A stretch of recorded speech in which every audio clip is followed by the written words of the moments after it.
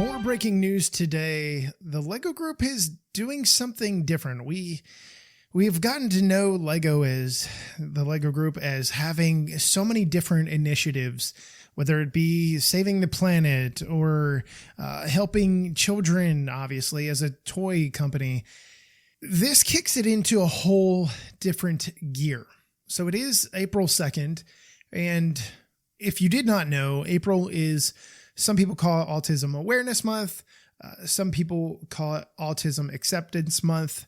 Anyway, so that is the month of April. And I obviously work with tons of kids that have autism. I have one of my nephews has autism, and it's just quirky, awesome kid.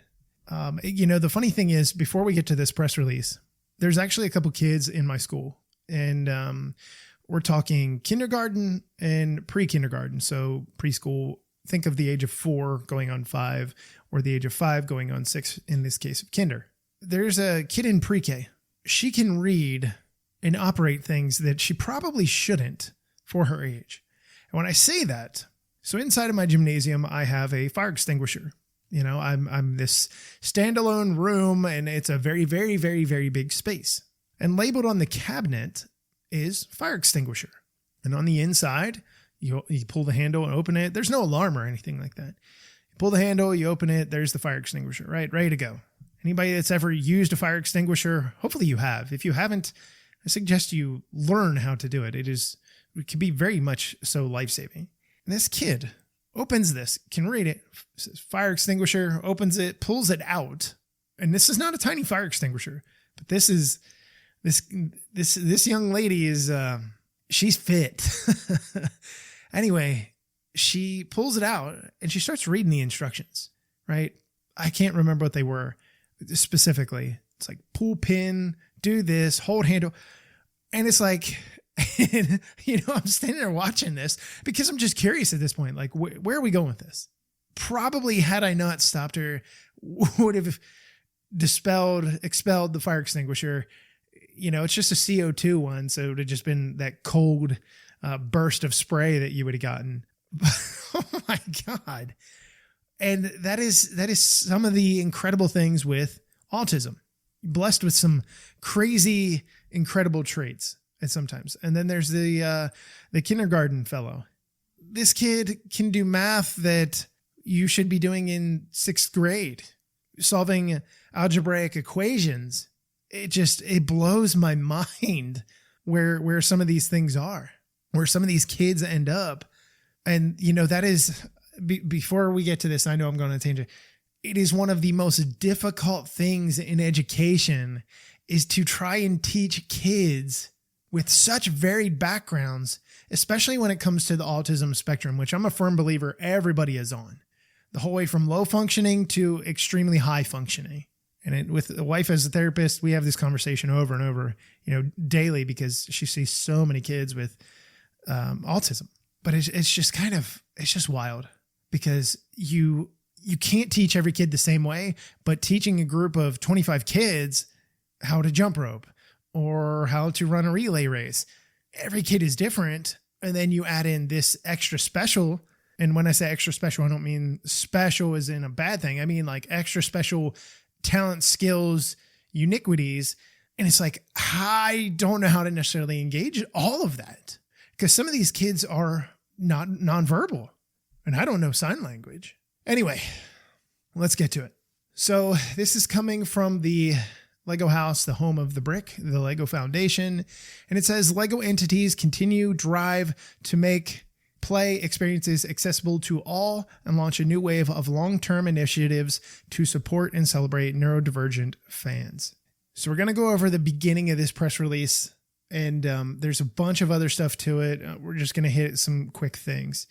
The Lego Group, Lego House, and the Lego Foundation today announce a range of long-term initiatives designed to support and celebrate neurodivergent children and adults to mark the start of World Autism Acceptance Month.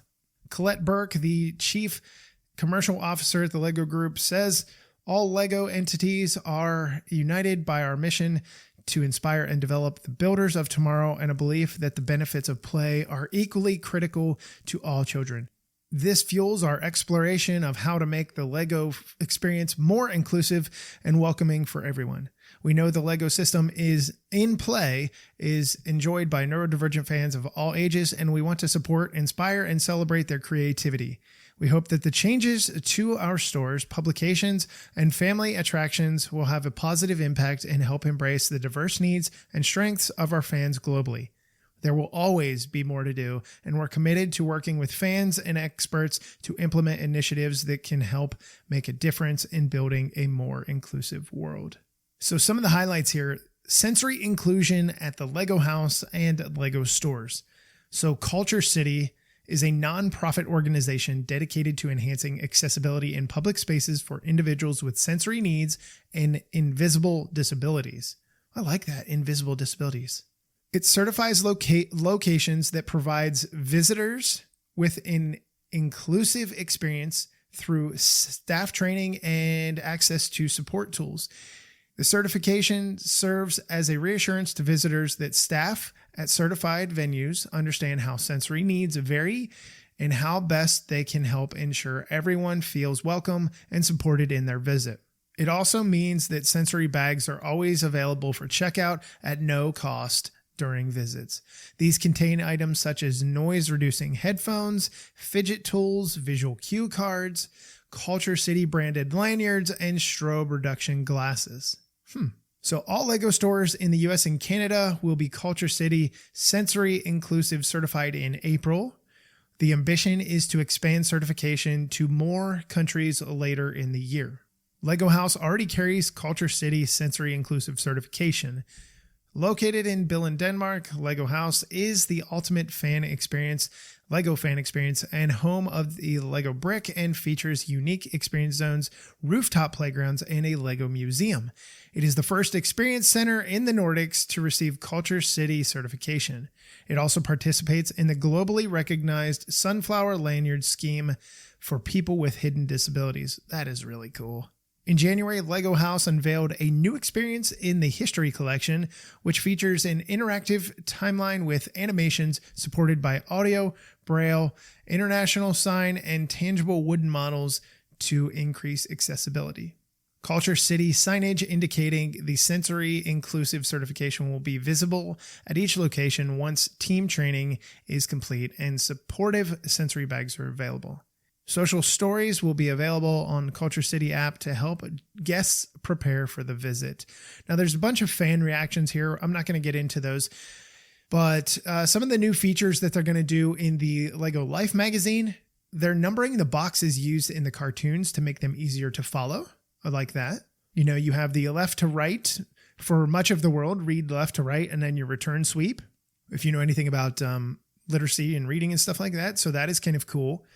Ensuring consistent and meaningful use of visual simples. Methinks that there is a spelling error there. Planning content to suit varied abilities and interests, and having consistency in placement of useful items such as prompts for activity answers. That is cool, man. My goodness. I think that this is absolutely incredible. This is a home run hit in my opinion. It has to be a thing, right? It absolutely has to be a thing where the LEGO group, I mean, what do you think the population is? It's 1 in every 3 kids in the United States that have been diagnosed with some spectral form of autism somewhere on the spectrum. And, you know, we talk about neurodivergent, and there's so many kids and adults that are out there in everyday world that you interact with and you don't even realize. I think this is such a cool idea. And, I mean, there's some pictures here. There were some assets that were sent my way, to be able to discuss with you guys, and just seeing some of the things that they have, the feelings cards that they have here. You've got the little dude here pointing out where he feels, like where he's at as far as that goes. He's got the headphones on, which is a common thing in elementary schools through and through these days, just because of the sounds and stuff like that. And, you know, you've got this other sensory experience here. You know, you've got these I give them a pat on the back. I think this is phenomenal. This needed to be a thing. I'm glad they're doing it. I hope other retailers, but there's not really, like, I go into a Target or a Walmart, right? You're not really going to get that. Those individuals are not going to be trained. Lego employees are a different breed of employee. Lego store employees are a different breed. The big Lego stores, like, what is it? Flatiron? I can't remember, in New York City that I was at when I went to the Ninjago event. Huge store. That is one of those places where you need those kind of employees. The sheer volume that they put out every year in sales, and then just the customers that they touch on a daily basis. It's huge. It needed to be a thing. And I know I've said that multiple times, but absolutely it did. So if you know somebody that is somewhere on the spectrum, cool things are coming their way for the Lego stores and stuff like that by the end of April. And then obviously the rest of the world, you know, around the world at some point in time, that's going to change for the better, not for the better. I shouldn't say that, but it's also going to be there for them as well. So I can't wait. I can't wait to really actually go see this myself. And then over the summer, when I get an opportunity to go see my nephew, take him to the Lego store in Philadelphia or maybe in Baltimore and see what happens there. Just see how he interacts, you know? Whew, man. Anyway, so that's going to wrap up this segment of breaking news. I know it was a long one. Probably could have been an episode of its own in a show, but I think we're going to try and get an interview here. I'm still waiting on an interview for a couple others. I guess there was a holiday that was going on, some kind of European holiday is what I was told. So we'll see what happens. So that'll wrap it up. Like I said, I'll talk to you guys next time.